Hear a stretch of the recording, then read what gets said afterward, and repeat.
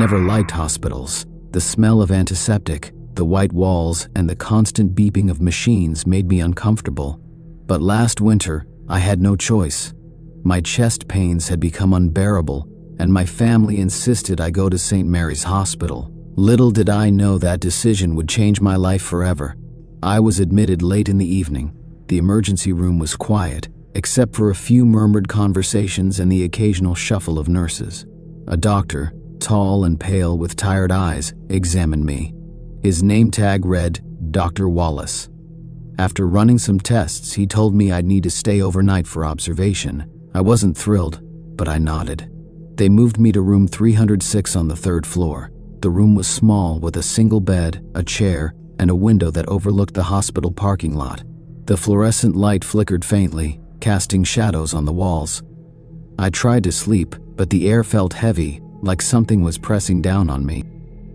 At around midnight, I woke up to a strange sound. It was faint at first, like wings fluttering.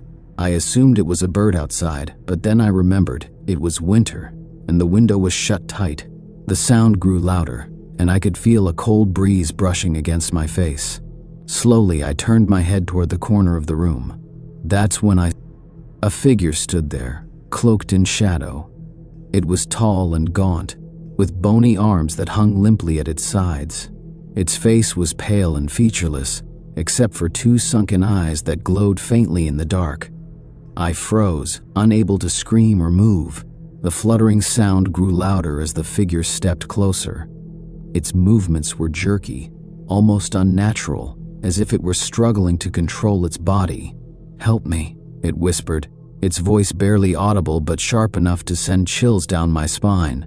I squeezed my eyes shut, hoping it was a nightmare.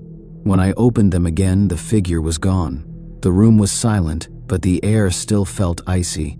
I sat up, my heart pounding. Maybe it was just my imagination, I told myself, but deep down, I knew it wasn't. The next morning, I told the nurse about what I saw.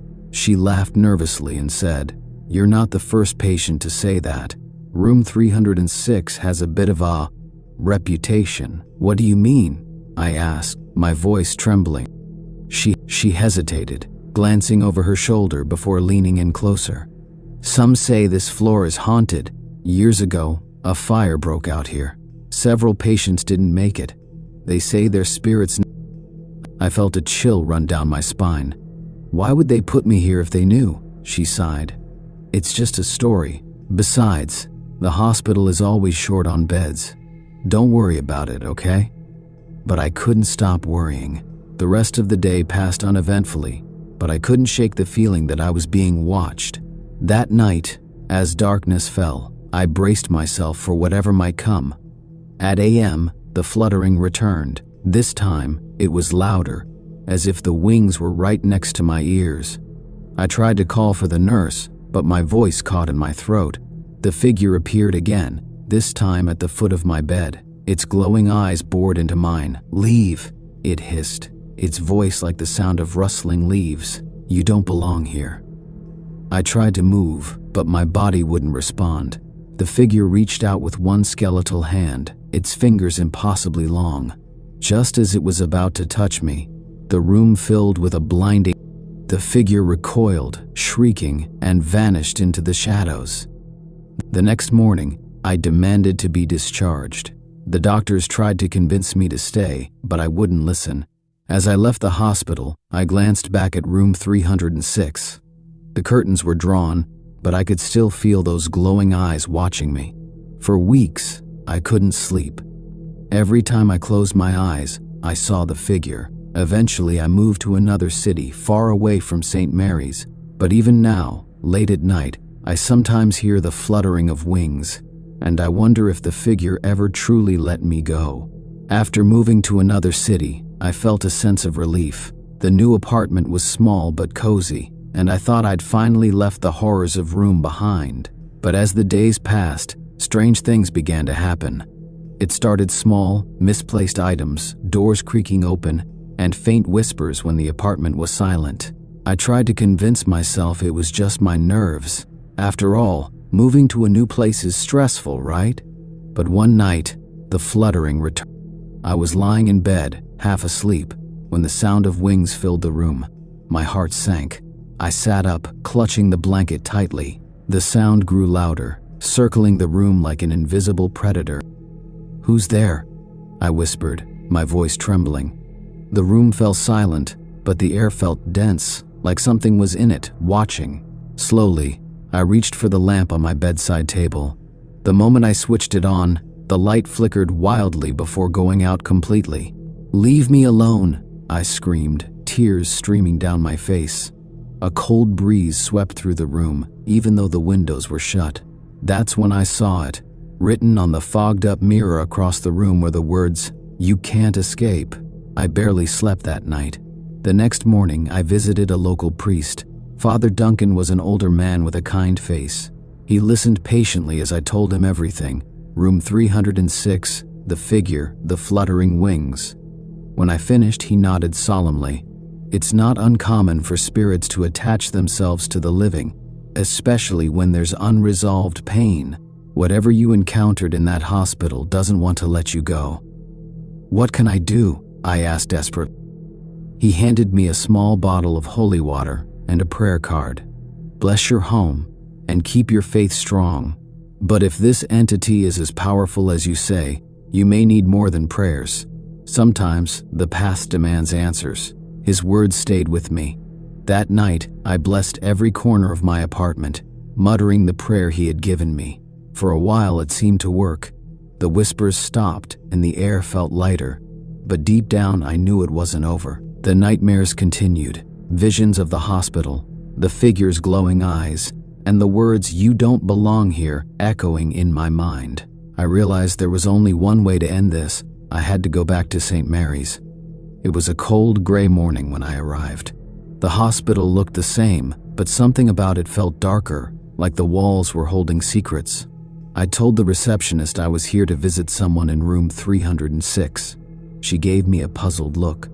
"I'm sorry," she said. "Room 306 has been closed for years. It's being renovated." My heart sank. "Can I still go up there? Just for a minute?" She hesitated, then called a janitor to escort me. As we rode the elevator, the janitor, a gruff man in his 50s, glanced at me. "You know the stories, right? About this floor?" I nodded. He sighed.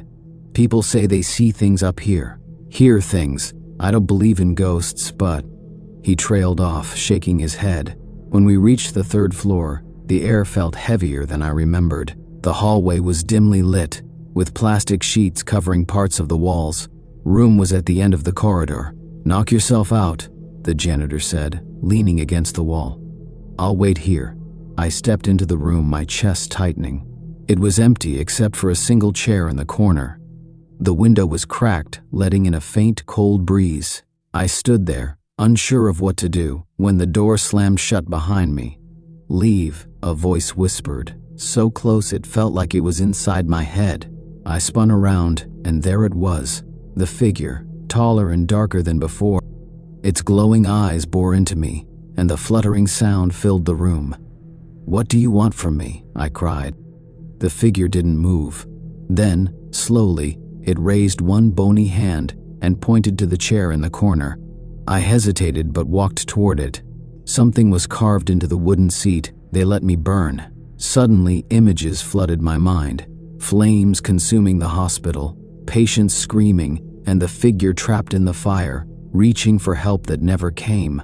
"You're one of them," it hissed. "What do you mean?" I stammered. "You were here," it said. "You let us die." The realization hit me like a punch to the gut. Years ago, I had volunteered at this hospital during my college days. There was a fire on my last day, but I had escaped quickly, too afraid to help anyone. I had buried the memory deep, pretending it never happened.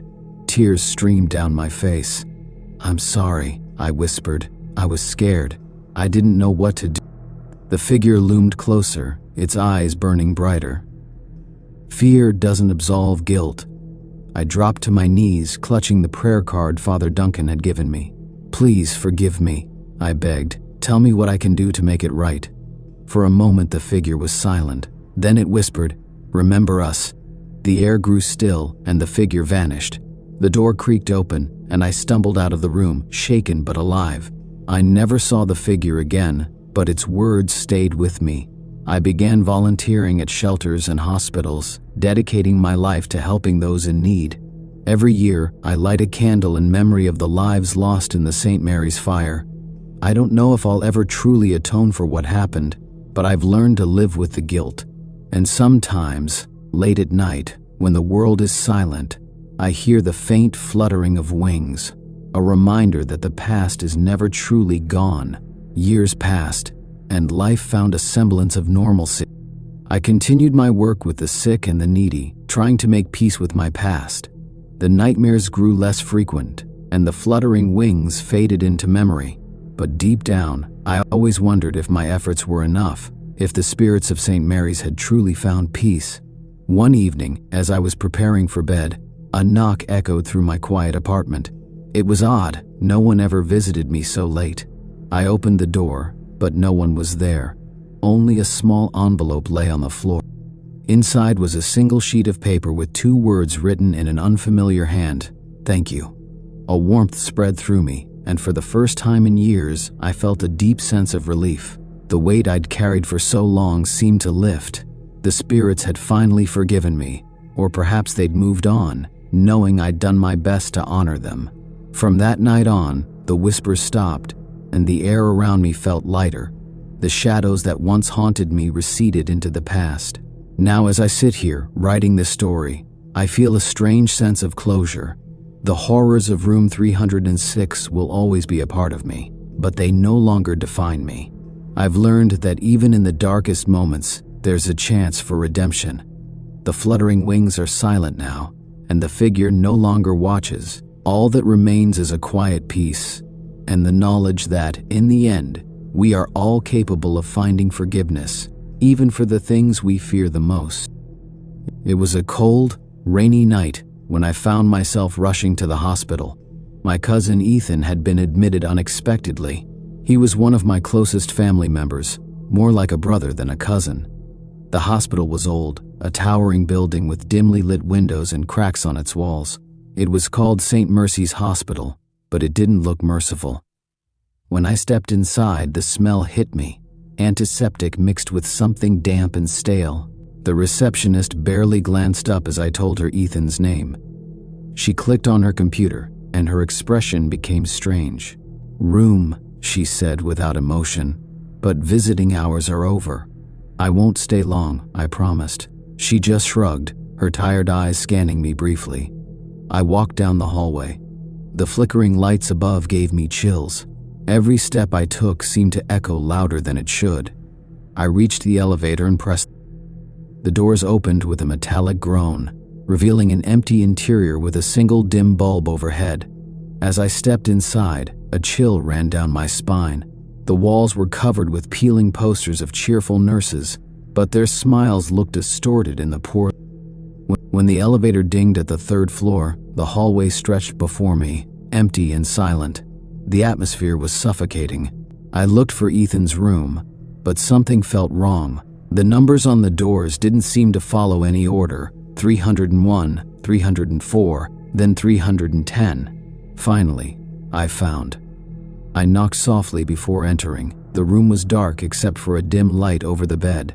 Ethan lay there, pale and unconscious. His chest rose and fell slowly, the sound of the heart monitor steady but unnerving. I sat beside him, whispering, "Ethan, it's me. I'm here." Suddenly, the heart monitor flickered. The beeping became erratic, then stopped altogether. Panic filled me. I pressed the call button for help, but no one came. A shadow shifted in the corner of the room. "Who's there?" I demanded, trying to keep my voice steady. There was no reply, only the sound of faint whispering. It was impossible to tell where it was coming from. The air grew colder. My breath fogged and the whispering grew louder, almost like multiple voices speaking at once, but none of the words made sense. I grabbed Ethan's hand. His skin was ice cold. "Ethan, wake up!" I cried. Suddenly his eyes snapped open, but they weren't his eyes. They were black, empty voids. He sat up in one swift motion, staring at me with an expression I didn't recognize. "You shouldn't have come here," he said in a voice that wasn't his. I stumbled back, nearly tripping over the chair. What's happening?" Ethan, or whatever had taken his place, smiled. "This place doesn't let anyone leave. It takes what it wants." The whispering grew deafening. The walls of the room seemed to pulse like they were alive. I turned toward the door, but it slammed shut on its own. "You can't escape," the thing in Ethan's body said. I yanked at the door handle, but it wouldn't budge. Suddenly, the lights flickered and went out completely. I was plunged into darkness.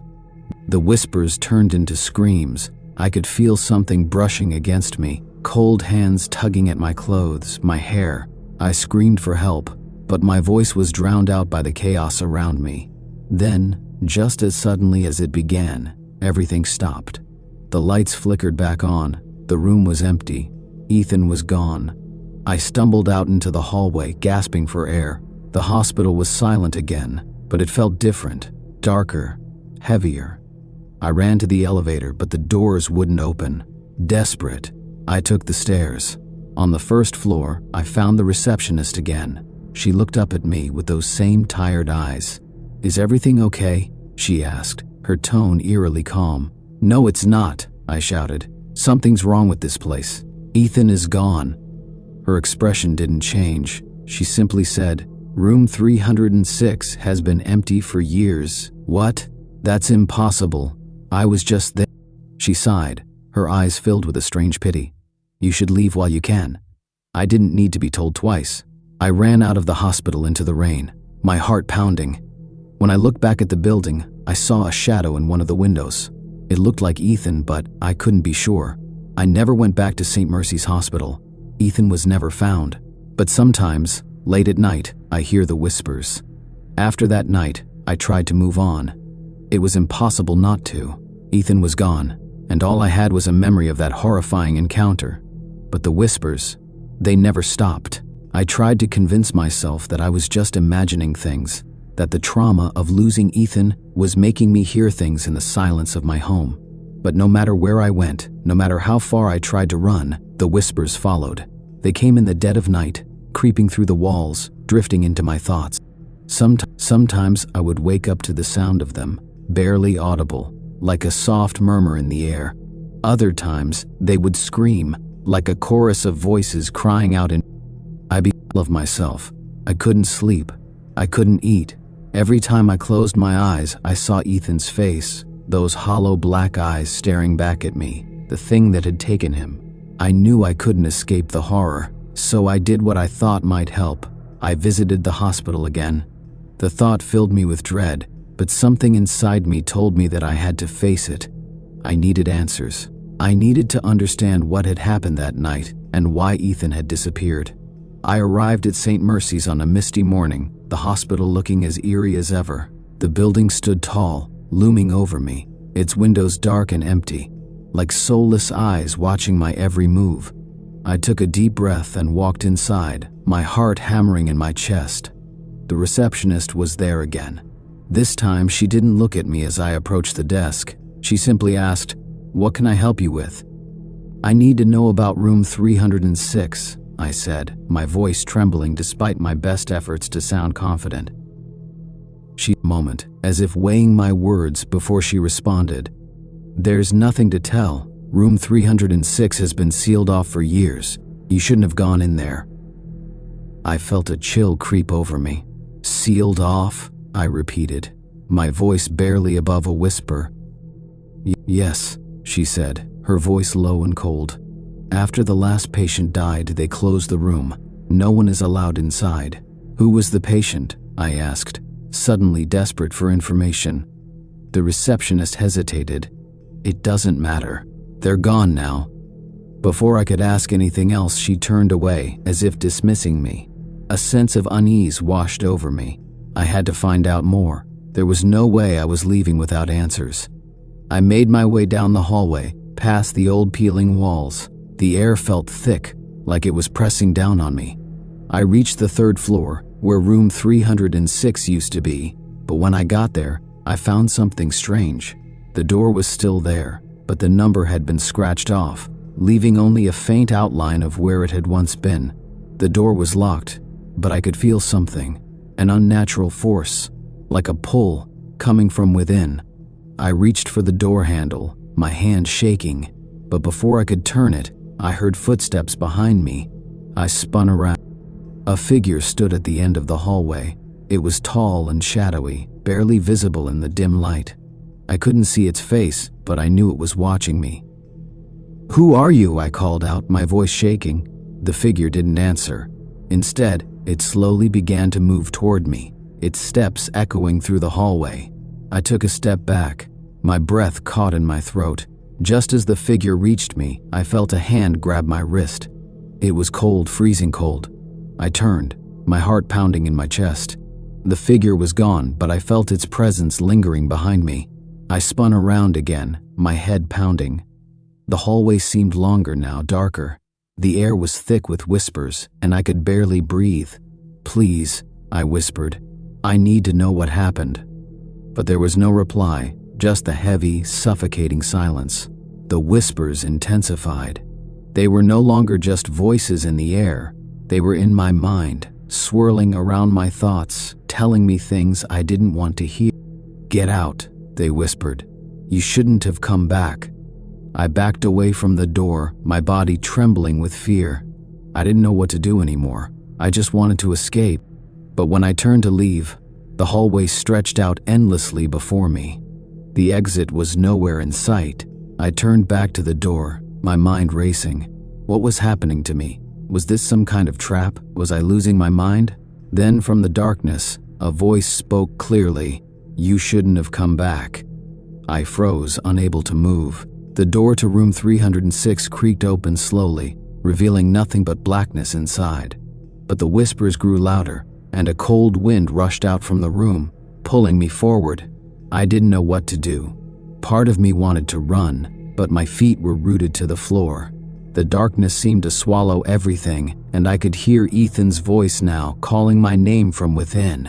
"Come in," he whispered. "It's not too late." I was about to step forward when I heard a loud crash. The lights in the hallway flickered violently, and the whole building seemed to shake. The door slammed shut on its own, locking itself. In the distance, I heard a scream, faint but unmistakable. I turned and ran as fast as I could, my heart racing, my breath coming in ragged gasps. I didn't stop until I reached the elevator. I slammed the button over and over again, praying it would come.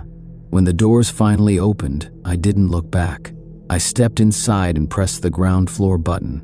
The elevator moved smoothly, but the feeling of dread never left. I didn't stop until I was outside, breathing in the fresh air.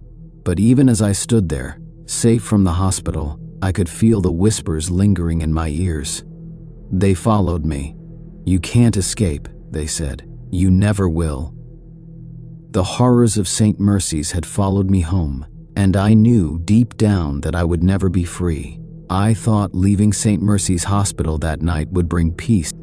I thought that by escaping the physical walls of the building, I would also escape the nightmare that haunted me.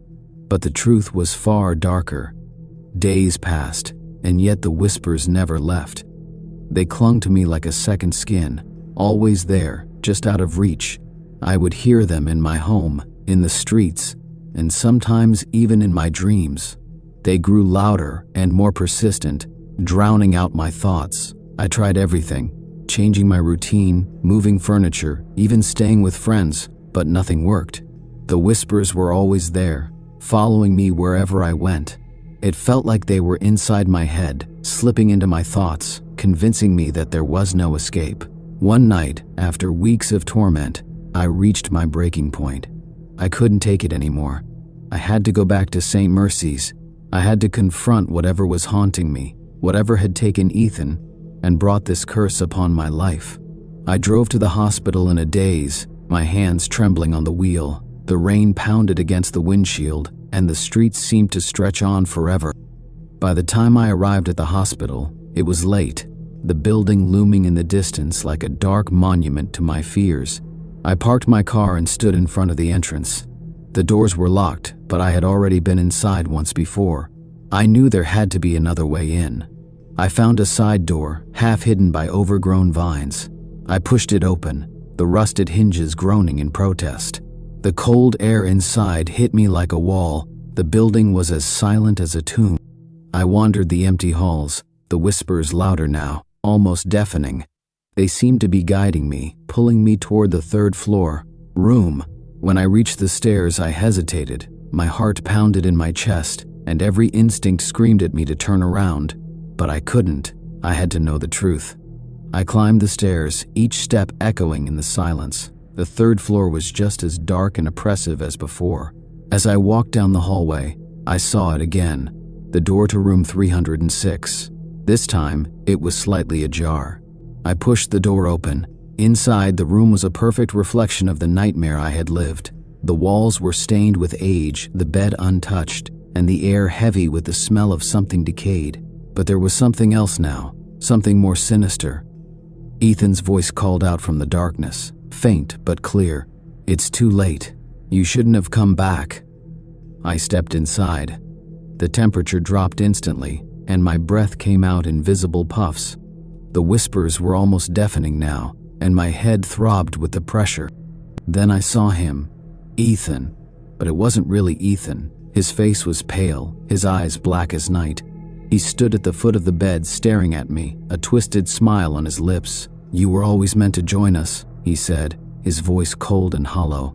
"Ethan," I whispered, my voice breaking. "What happened to you? What happened to this place?" He didn't answer.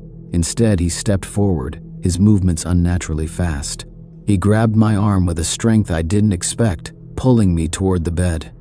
I struggled, trying to break free, but the grip around my wrist tightened, cold and unyielding. I looked around the room desperately. The walls seemed to pulse, the shadows moving, as if they were alive. The whispers grew louder, more frantic. Suddenly, the door slammed shut behind me, and I was plunged into complete darkness. I couldn't see anything, but I could feel the presence closing in. The air was thick, suffocating, and the whispers filled my mind, pushing me to the edge of insanity. Then, I heard a new voice, a low guttural sound coming from the shadows. "You should have stayed away," it growled. I couldn't move. My legs were frozen, my body numb. I could feel something pulling at me from all sides, a cold, invisible force dragging me deeper into the room. The last thing I saw before the darkness swallowed me whole was Ethan's face. No longer just his face, but a twisted, monstrous version of it, grinning at me with black eyes. And then, nothing. The next morning, when the police arrived at St. Mercy's Hospital, they found nothing. Room 306 was empty. The building was abandoned, just like it had been for years.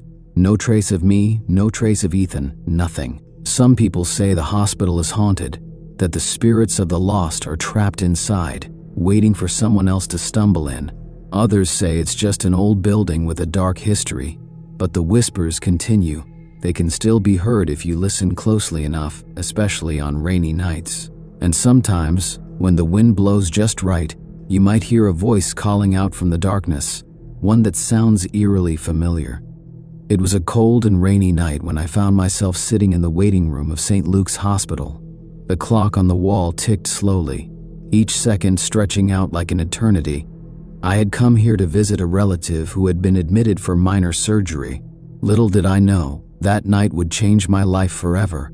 The hospital seemed quiet, too quiet for such a large building. The hum of fluorescent lights was the only sound that broke the eerie silence. I sat there, reading a magazine I had found on a nearby table, but my mind kept drifting. Something felt off about this place. It wasn't the sterile smell of antiseptic or the cold walls that bothered me, but rather the strange feeling that I wasn't alone, even though I was. I looked around, expecting to see other visitors or staff, but the waiting room was empty. The chairs were neatly arranged, untouched by anyone who had come before. I checked my phone. The time was 9:30 p.m. The surgical team had said the procedure would take about 2 hours, so I had another hour to wait. I decided to pass the time by walking around the hospital. I wandered through the sterile hallways, passing room after room. The flickering lights in some of the corridors made my skin crawl. and I couldn't shake the feeling that someone was watching me. At first, I chalked it up to my imagination, but as I turned a corner, I saw something that made my heart race. A figure stood at the end of the hallway. It was a woman, dressed in an old-fashioned hospital gown, her long black hair hanging in tangled strands around her face. She wasn't moving, just standing there, staring at me with empty eyes. I froze, my breath catching in my throat. I tried to call out to her, but no sound escaped my lips. The figure just stood there, as if waiting for me to approach. For some reason, my legs moved against my will. I couldn't stop myself from walking toward her. The closer I got, the colder the air seemed to become, and my heart pounded louder in my chest. The woman remained silent, not even acknowledging my presence as I came within arm's reach of her. I reached out, unsure why, but just before I could touch her, she vanished. One moment she was there, and the next, she was gone. I blinked in disbelief, unsure if what I had seen was real. I stood in the hallway for what felt like an eternity, my mind racing. Maybe it was just a trick of the light, or perhaps I had imagined the whole thing. I wasn't sure anymore. Shaken, I hurried back to the waiting room. My heart still raced, and my hands were trembling as I sat down. I told myself it was nothing, that I had probably just been overtired or a little too on edge. But the unsettling feeling didn't leave me. I tried to distract myself by staring at the clock, willing time to pass faster. The hospital had a strange, almost unnatural quiet to it. I hadn't heard anyone in the halls for what seemed like hours. Just when I was about to give up and go back to the surgical wing to ask about my relative, I heard footsteps. I looked up, expecting to see a nurse or a doctor, but there was no one. The footsteps were faint, echoing through the empty halls. I stood up, my heart pounding in my chest. The footsteps grew louder and closer, and soon I could hear the sound of a door creaking open. The hairs on the back of my neck stood on end. I tried to ignore it, but curiosity got the better of me. I crept toward the hallway from which the noise was coming. The hospital was like a maze, and the unfamiliar hallways only made it more disorienting. The closer I got, the more I realized that the footsteps were not those of a nurse or patient. They were slow, dragging, almost deliberate. As I rounded the corner, I saw a door at the far end of the hallway slightly ajar. The footsteps were coming from behind it. I took a deep breath and walked toward the door. My hands were clammy, my mind racing. When I reached for the handle, it was cold, like touching a block of ice. I hesitated for a moment, but then pushed the door open. Inside, the room was dark, the only light coming from the dim glow of the hallway. The smell of decay hit me immediately, like something had been left to rot in the air. The room appeared to be an old storage closet, filled with medical equipment covered in dust. But there was something strange about it. In the center of the room, lying on the floor, was a figure. It was the same woman I had seen earlier, the one in the hospital gown. She was lying motionless on the floor, her back arched unnaturally. Her hair was spread out around her head like a dark halo, and her face was twisted into a grotesque expression of pain. Her eyes were wide open, staring into nothingness, and blood pooled around her. I gasped, stepping back, but the door slammed shut behind me. I was trapped. I spun around, desperate to escape, but the room seemed to stretch out impossibly long. The shadows seemed to shift, and the air grew thick, suffocating. Voices now, soft and indistinct, as if they were coming from the walls themselves. Suddenly, I heard a loud thump behind me, and I whipped around. The woman was gone. In her place stood a man, tall and thin, with hollow eyes and an expression of malice.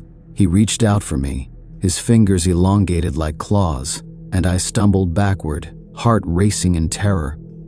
I tried to run, but my legs wouldn't move. I was frozen in place, unable to break free from the nightmare unfolding around me. The man's face contorted into a twisted grin, and he opened his mouth to speak, but no words came out. Instead, I could feel his thoughts, cold and dark, invading my mind. "You shouldn't have come here." I could feel the chill in my bones as his voice echoed in my mind. It wasn't just his words I heard. It was something much deeper, something sinister. My body trembled, my hands shaking as I tried to pull away, but the more I struggled, the more it felt like the walls were closing in on me. The air was thick with fear, pressing in from all sides. "You shouldn't have come here." I could almost see his thoughts like a fog, wrapping around me, filling my head with terrifying images. For a moment, everything went dark. I felt my knees buckle as I collapsed to the floor. My breathing became shallow, my heart pounding in my chest, desperate to escape the nightmare that had swallowed me whole. Then, just as suddenly as it had started, the pressure lifted. I blinked, and the world around me returned to normal, except it wasn't. The room was still dark, but now it was empty. No man, no woman. The sounds of whispering had stopped, and the oppressive atmosphere lifted slightly. But I could still feel the presence lurking, watching me, waiting for me to make a mistake. I took a shaky breath and backed toward the door, my hands fumbling for the handle. The cold metal felt like ice against my fingers, and I forced it open, rushing back into the hallway. But I couldn't stop myself from looking behind me, half expecting to see the shadowy figures emerging from the darkness. The hospital seemed almost normal again, but the unease still hung in the air. I didn't dare go back to the storage room or venture deeper into the hospital. I needed to find my relative, make sure they were okay, and get out of this place. But when I reached the surgical wing, something wasn't right. The hallway was silent. The nurse's station was empty. The light above flickered, casting long, unsettling shadows across the walls. I felt my stomach tighten with dread as I approached the receptionist's desk. "Excuse me, where is Dr. Collins?" I asked, my voice cracking. "I need to speak to him about my relative." The receptionist looked up at me with an odd expression. She seemed almost detached, as though she wasn't fully present. "Dr. Collins is not here," she replied in a monotone voice. "He's gone. The surgery has already been done." I felt a wave of panic rise in my chest. "What do you mean, my relative? Where are they?" The receptionist didn't answer. She simply pointed toward the end of the hallway, where I could see the faint glow of a light seeping through a door. "Room 413, she said, her voice now a whisper. I didn't think twice.